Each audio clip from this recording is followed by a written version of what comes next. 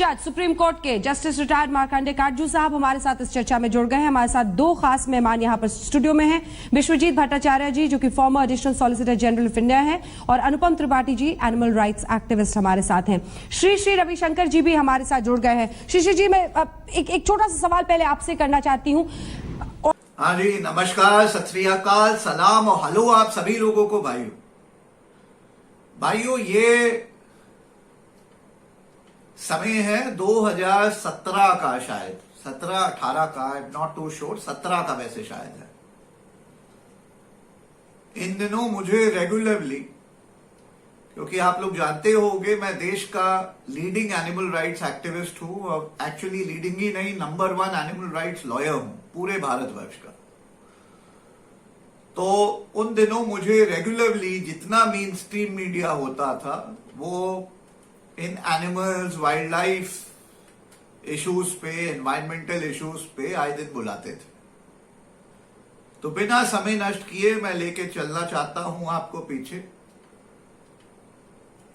मैं आपको लेके चल रहा हूं आज तक के स्टूडियो अंजना ओम कश्यप के साथ, मैं मार्कंडे काटजू साहब और अन्य इंपॉर्टेंट पैनलिस्ट्स।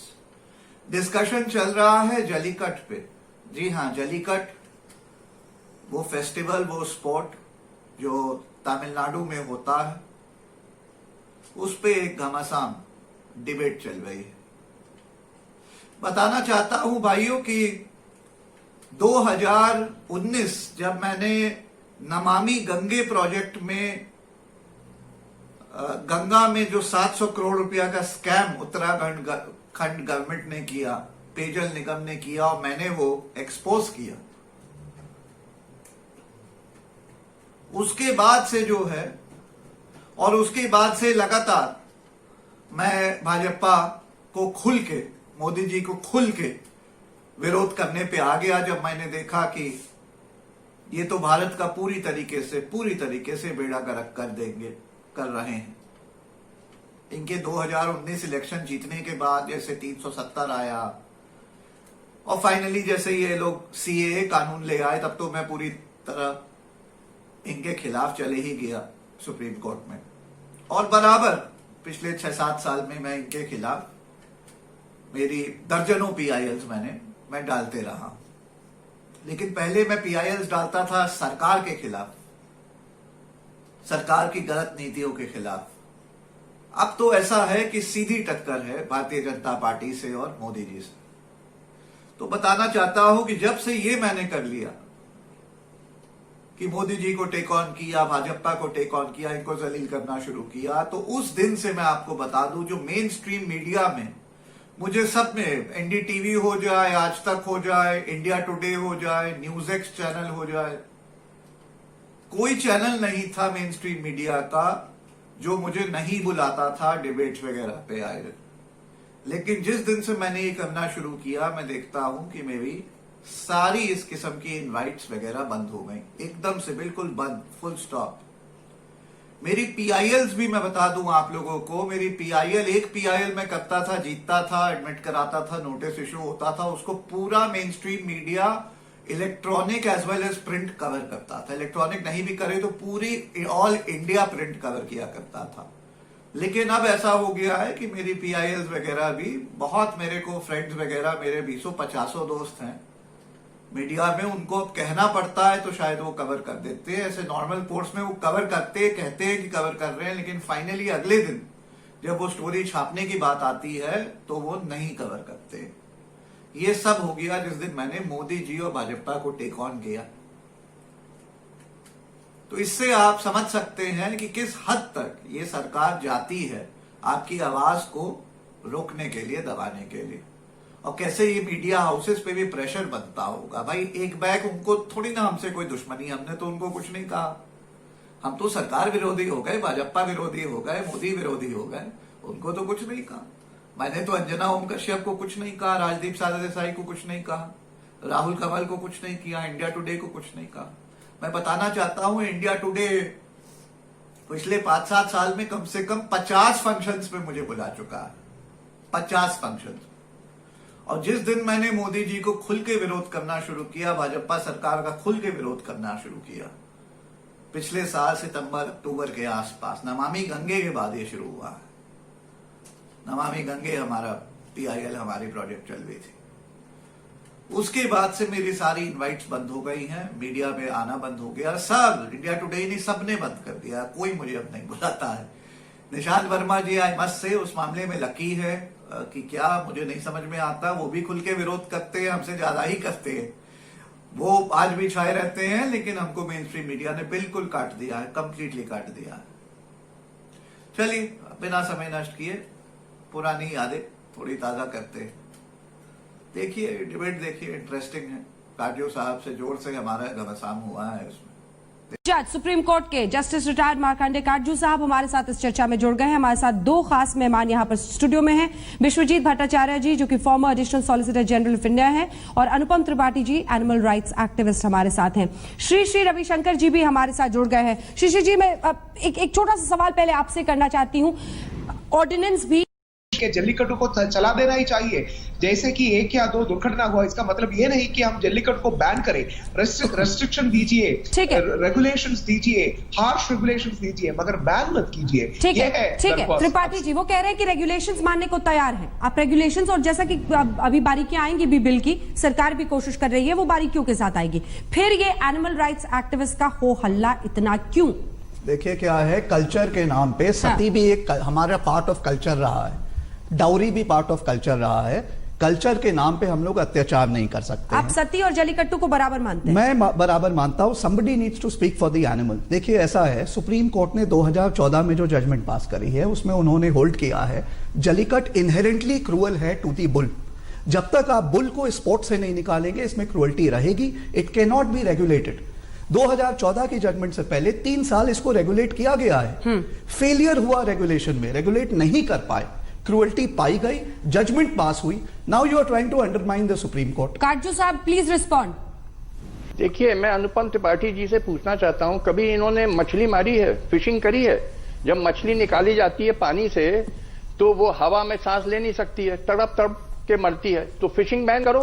क्यों नहीं? अनुपम त्रिपाठी जी कह रहे हैं फिशिंग बैन करो, क्यों नहीं कह रहे हैं सारा? क्योंकि जो मीट खाते हैं, मैं तो बकरा, मछली, मुर्गा खाता हूं, तो वो क्योंकि उसका गर्दन काटी जाती है, और हलाल जब किया जाता है, जैसे मुसलमान लोग करते हैं, धीरे धीरे गर्दन काटते हैं, तो वो उसमें कष्ट तो होता होगा जानवर को, वो बैन करो। और हर जैसे आप घुड़सवारी, पता नहीं अनुपम त्रिपाठी जी ने की है कि नहीं, मैंने हॉर्स राइडिंग की है, तो घोड़े के पेट में मारना पड़ता है अपने तलुए से, और उसके मुंह पे वो बिट होती है, खींचना पड़ता है, तो कुछ कष्ट होता होगा। कुत्ता घोड़े को जो ट्रेनिंग देते हैं तो कुछ उसकी पिटाई भी करनी पड़ती है, तो आप कुत्ता मत रखिए, घोड़ा न रखिए, हर जानवर पे कुछ ना कुछ तो कष्ट होता ही है। अत्यंत नहीं होना चाहिए, एक बैलेंस होना चाहिए। देखिए, मनुष्य और जानवर में अंतर है। आप कैसे कह रहे हैं कि जानवर मनुष्य के बराबर होता है? करीब करीब हर ये जानवर को कुछ ना कुछ तकलीफ दी जाती है, तो आप सारे जानवरों को हटा दीजिए, कैसी बात कर रहे हैं? मैं इतना कहना चाहूंगा, अनबैलेंस बात हो रही है। आप ये एनिमल राइट्स वाले कभी कभी एक्सट्रीम पे चले जाते हैं। Not at all. देखिए, मछली मारी त्रिपाठी जी आपने कभी? वो तड़प तड़प के हिल हिल के वो मरती है, तब बंद कर दीजिए, फिशिंग बंद करिए। सर मुझे पता है आप नॉन वेजिटेरियन खाते हैं। मैं बड़े दिन से आपको सोशल मीडिया में आपको एडवाइस कर रहा हूं कि आप प्लीज नॉनवेज खाना बंद करें। मैं इतना कहना चाहूंगा, देखें, नहीं, सारे एनिमल राइट्स एक्टिविस्ट क्या वेजिटेरियन है? बहुत तक जो सच्चे एनिमल राइट्स एक्टिविस्ट हैं वो वेजिटेरियन हैं। आकर सर कहीं I am a pure vegetarian for example. यहीं पर आकर लगता है कि वो जो दोहरे मापदंड है वो सामने आते हैं। मैं देखिए इतना कहना चाहूंगा, 1860 से पहले स्लेवरी भी जो है वो अलाउड होती थी। अ black man could be bought, sold and killed, but law बदला ना, right? It is high time that हमारे एनिमल्स के राइट्स को एक्सेप्ट किया जाए। सुप्रीम कोर्ट ने जब अपहोल्ड किया है। मेरा सवाल बस एक बार, सारे ये जो एनिमल राइट्स एक्टिविस्ट हैं सारे वेजिटेरियन हैं? जो असली एनिमल राइट्स एक्टिविस्ट है वो प्योर वेजिटेरियन है। नकली कैसे पता चलता है? To start with he has to be a vegetarian, वरना क्या? अच्छा, मतलब ये आप लोगों की नौकरी में पूछा तो नहीं जाता कि वेजिटेरियन है या नौकरी तो नहीं होती, ये तो दिल से आता है। लेकिन the fact is if you are a non vegetarian you are not a true animal rights activist. ये मेरा मानना। चलिए एक बार भट्टाचार्य साहब बोलना चाह रहे हैं। देखिए, मुद्दा ये है कि परंपरा के खिलाफ है, राज्य के खिलाफ है? त्रिपाठी साहब देखिए, ऐसा है, दिवाली भी अगर देखें 10-20 साल पहले बड़े पटाखे बजते थे, उसके बाद एक अवेयरनेस आ गई कि बहुत ज्यादा पोल्यूशन होता है, तो अब लोग पटाखे कम बजाते हैं। आप थ्रू आउट देखिए, इसमें बहुत अवेयरनेस हुई है। हर ट्रेडिशन को भी टाइम के साथ चलने की जरूरत है। जलीकट में बुल को माफ कर दीजिए और एक स्ट्रॉन्गमैन आदमियों को दौड़ाइए और ये स्पोर्ट को कंटिन्यू रखिए, नो प्रॉब्लम। काटजू साहब, जब तक आप बुल्स को दौड़ाएंगे क्रूअल्टी होगी। क्रूअल्टी इनहेरेंट है, यही सुप्रीम कोर्ट ने होल्ड किया है। आप सुप्रीम कोर्ट को अंडरमाइन कर रहे हैं इस तरीके का ऑर्डिनेंस लाके। नहीं है काटजू साहब,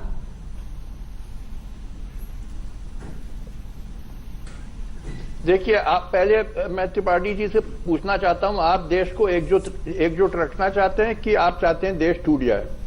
अगर आप इस तरह, क्योंकि ये बड़ी विभिन्नता का मुल्क है, मेरा जवाब है बुल्स की वजह से देश की एकता, अगर और आप चाहते हैं कि will not be decided. India, आप ये बुल नहीं है, ये त्रिपाठी जी, ये आप मैं तो वहां का चीफ जस्टिस रहा हूं मद्रास में, मैं बहुत बार रहा हूं वहां पे। वहां में ये मामूली बुल नहीं माना जाता, ये पोंगल की त्योहार का एक हिस्सा है। सर, आप उसकी भावनाओं परंपराओं को समझते नहीं है। उसका क्या, उसकी जैसे आप मिर्ची रब यहाँ करते पे हैं, उसका क्या, वो बताएं आप। नहीं तो क्रूएल्टी नहीं होनी चाहिए, मैं मान लिया, मैंने मान ली बात आपकी। अत्यंत क्रूरता को प्रतिबंधित करना चाहिए। मैंने शुरू में ही कहा कि जो बहुत एक्सट्रीम क्रूएल्टी होती है कि आंख में मिर्चा डालना या दुम काटना या उसमें शराब पिलाना, ये बिल्कुल प्रतिबंधित करना चाहिए। उसमें मुझे यकीन है कि जो विधेयक आज पारित हुआ है उसमें ऐसे प्रावधान होंगे और उनको पुलिस एनफोर्स करना चाहिए।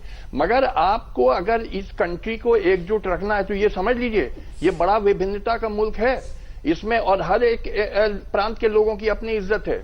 आपको उनकी भावनाओं और परंपराओं का सम्मान करना होगा, वरना ये देश टूट जाएगा।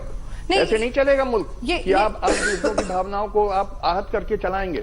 नहीं, ये ठीक है, क्रूरता, एक्सट्रीम क्रूरटी नहीं होनी चाहिए, बिल्कुल प्रतिबंधित हो, मगर ये काटजू साहब, ये वरना वाली बात ठीक है क्या? नहीं है, it is a very cultural Katju साहब इवेंट। ठीक है सर, ये कल्चरल इवेंट है, इसको ठीक है, आप तमाम नियमों के साथ। मैं जवाब दे रहा हूं, सुनिए, मैं जवाब दे रहा हूं, मैं जवाब दे रहा हूं आपको। ये मुल्क एक दिन नहीं चल सकता है, इसमें इतनी विभिन्नता है। किसी दुनिया के मुल्क में इतनी विभिन्नता नहीं है जितनी भारत में है। इतने मजहब, इतनी जातियां, इतनी भाषाएं, इतने तौर तरीके, कल्चर, ट्रेडिशन, इतने, आपको सबको सम्मान देना होगा, सबको साथ लेके चलना होगा, वरना ये देश एक दिन नहीं एकजुट रह सकता है। इतनी विभिन्नता दुनिया भर में आप देश देखिए, किसी देश में इतनी विभिन्नता नहीं पाएंगे जितने भारत में पाएंगे। ठीक है सर, तो एक ही तरीका चलाने का कि सब देखते रहिए। परंपरा युद्ध से युद्ध हम इसलिए कह रहे हैं क्योंकि आज वही भीड़ जो अभी तक शांतिपूर्ण तरीके से विरोध कर रही थी, वही भीड़ आज उन्मादित हो गई। गाड़ियों को आग के हवाले कर दिया, पेट्रोल बॉम्ब से पुलिस वालों पर हमला किया गया। वो तो गनीमत है कि सभी बच गए, वहां से भागने में कामयाब रहे। और ये पहली तस्वीर उस खेल की है जिसको लेकर ये पूरी जंग इस वक्त तमिलनाडु में चल रही है। हालांकि सरकार ने न सिर्फ पहले ऑर्डिनेंस, अब बिल के जरिए भी ये सुनिश्चित कर दिया है कि जल्लीकट्टू खेल आयोजित करने में कोई भी बाधा अब तमिलनाडु में किसी के सामने नहीं आएगी। हल्ला बोल में इतना ही। हाँ जी, देखा आपने। चलिए, आशा करता हूं डिबेट पसंद आई होगी आपको। ये जलीकट की डिबेट थी, बड़ा इंटरेस्टिंग। ये भी PIL हम लोग करते आए हैं और बड़ा इंपॉर्टेंट मैटर था ये। उसके बाद इसमें तो तमिलनाडु ने अपना ही ऑर्डिनेंस पास करके अपना ही अमेंडमेंट ले आए, बदल दिया कानून वगैरह, और हम लोग सुप्रीम कोर्ट में तो जीत गए थे। इसमें स्टे वगैरह था, सब था, लेकिन तमिलनाडु ने कानून ही बदल दिया। इसीलिए हम कहते हैं लिमिटेशन है सुप्रीम कोर्ट की। इवेंचुअली पार्लियामेंट में पहुंचना पड़ेगा, अगर नहीं पहुंचे तो हम लोग सुप्रीम कोर्ट से भी अगर भारत के लिए सही कुछ करा दे तो ये जो पार्लियामेंट में बैठे होते हैं ना, ये बदमाश लोग, भ्रष्ट लोग, ये लोग कानून ही बदल देते हैं। और सुप्रीम कोर्ट तो भाई कानून ही को इंटरप्रेट करता है। अगर आप कानून ही बदल देंगे तो क्या होगा। तो जलीकट में इवेंचुअली कानून बदलने के कारण हम लोग फिर इसमें फ्रस्ट्रेट हो गए, हार गए, वरना सुप्रीम कोर्ट में तो हम लोग जीत गए थे। इसमें पूरे तमिलनाडु को हम लोगों ने इसमें हार कर दी थी, लेकिन फिर वो कानूनी बदल दिया, तो क्या करें। तो ये भी है, इसीलिए संगठन को मजबूत करिए, भारत आर्मी को मजबूत करिए, क्योंकि देखिए ये जो नेता लोग हैं, ये लोग जब तक पार्लियामेंट में रहेंगे और तब तक लिमिट है भारतीय लोगों की, सुप्रीम कोर्ट की, सबकी लिमिट है। क्योंकि इवेंचुअली नेता अगर चाहे तो कानूनी बदल सकता है, नया कानून पास कर सकता है और अपना सुप्रीम पावर दिखा सकता है। भारत आर्मी से जुड़िए, नंबर है 9899874982। संगठन को मजबूत करिए। आज 2020 है, अक्टूबर है, संगठन बना रहे हैं। 2024 तक की लड़ाई है, मजबूत संगठन बनाना है। करोड़ों मित्रों का, करोड़ों हमारे भाइयों बहनों का जुड़िए। एक बेहतर भारत, एक बेहतर कल बनाएं, आपके लिए, हमारे लिए, हमारे बच्चों के लिए, भारत के भविष्य के लिए, बेहतर भविष्य के लिए। जय हिंद, जय भारत।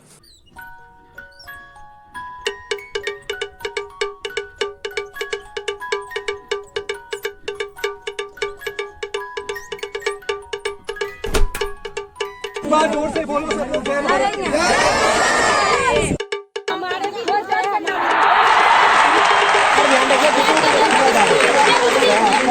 तो भाई इधर से नहीं आया, बता जाता है नंबर लिखा हुआ इसका।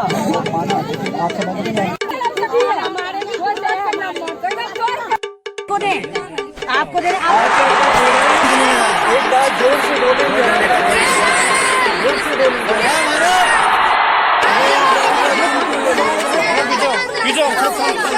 पहले जय भारत बोलिए।